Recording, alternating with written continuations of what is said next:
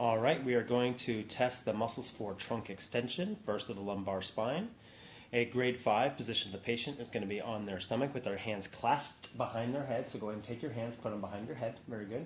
Interlock your fingers within each other. There you go. And we are going to be standing to stabilize the lower extremities just above the ankles. But if the patient has extreme hip extensor weakness, you're going to want to try to stabilize right here with both arms across the pelvis. Okay, what you instruct the patient to do is try to raise your head, shoulders, and chest off the table. Come up as high as you can. Go ahead and try that. Now try to do that again, and I want you to hold it a little bit stronger. Okay, she was able to get that off there, so I would give that a grade 5. You distinguish between a grade 5 and a 4 by the nature of the response.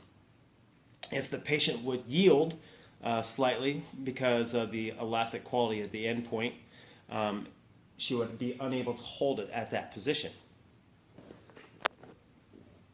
We will also talk about a grade 3 here shortly, because the grade 3 for trunk extension is going to be combined with the thoracic spine. Now we're going to continue on with the thoracic spine.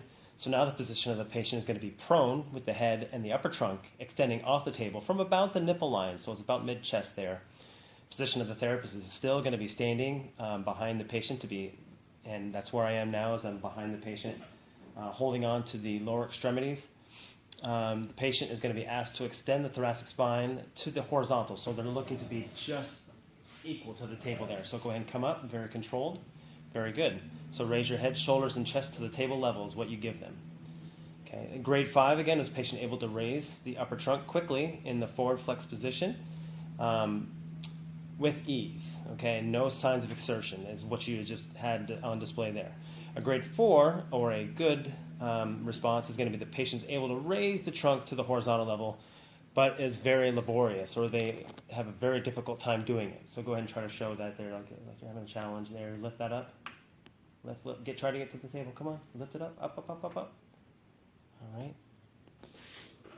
Now we're going to go down to a grade 3. Put your hands at your side for me, please. And here, the lever arm is no longer there with the arms being at the head. So again, the position of the patient is going to be prone with the arms at the sides. And you're going to stand at the side of the table, again, holding on to the lower extremities, just above the ankles, just as before. And you want to ask the patient to raise your head, arms, and chest as high as you can. So go ahead and do that for me. Okay, very good. Grade 3 is the patient completes the range of motion. All right, for a grade 2 is going to be the same position as they were. So go ahead and instruct the patient to raise your arms, head, and chest from the table as high as you can. But a grade 2 is they're not going to have full range of motion. So go ahead and try to lift up, and they just can't quite get horizontal to the table. That was more like a grade 3. But a grade 2 is they can't get all the way that high.